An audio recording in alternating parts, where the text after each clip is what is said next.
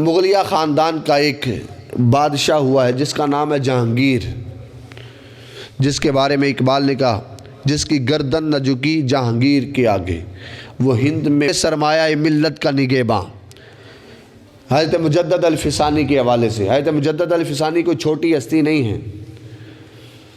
حضرت مجدد الفسانی یہ جہانگیر بیٹا ہے اکبر بادشاہ کا، اور آپ جانتے ہیں اکبر بادشاہ نے اپنا نیا دین بنایا تھا، نئے قاعدے قانون بنائے تھے، یہ اپنے دین کے مطابق جس میں یہودی، عیسائی، ہندو، مسلم سب کے لیے ایک علیحدہ قانون بنایا کہ سب بندے اس پہ عمل کریں۔ اس میں امتیاز ختم تھا کہ مسلمان کون ہے، عیسائی کون ہے، ہندو کون ہے۔ مجدد الفسانی نے اس پر زور لگایا، لیکن اس نے آپ کی بات نہ سنی، یہ اسی حالت میں مر گیا۔ اس کے بعد اس کا بیٹا جہانگیر یہ اوگرا میں وہاں پر یہ بادشاہ بنا، خلافت اس نے سنبھالی اپنی۔ تو مجدد الفسانی اس کے دربار میں جاتے تھے، اسے تبلیغ کرتے تھے، اللہ کی باتیں بتاتے، حضور کے طریقہ کار کو بتاتے ہیں۔ آخر کار کرتے کرتے کرتے اس کا دل موم ہو گیا، اس نے مجدد الفسانی کی باتیں مانی، مسلمان ہوا، تائب ہوا اپنے باپ کے دین سے، مسلمان ہوا اور آپ کا مرید ہو گیا۔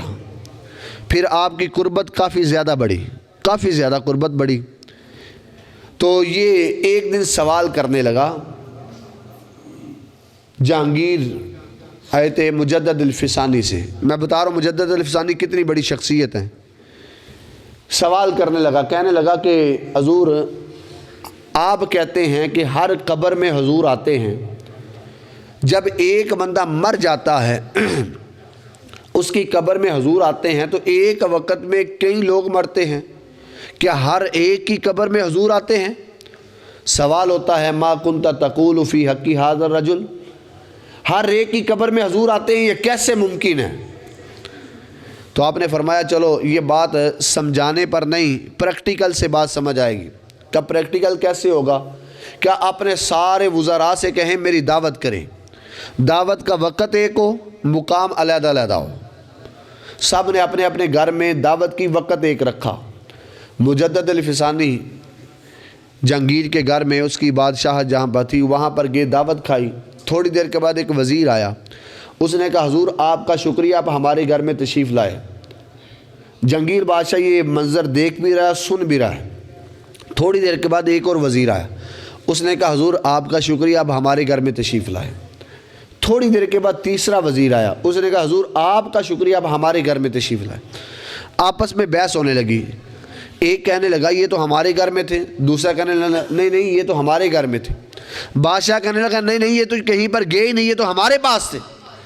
پھر آپ نے جب یہ ان کی بحث سنی نا تو آپ نے رک کر کہا، آپ نے کہا یہ نبی کے غلام کے غلام کے غلام کا یہ حال ہے کہ ایک وقت میں کئی جگہ پہ جا سکتا ہے، تو کیا ذات مصطفیٰ ایک وقت میں کئی قبروں میں نہیں آ سکتی؟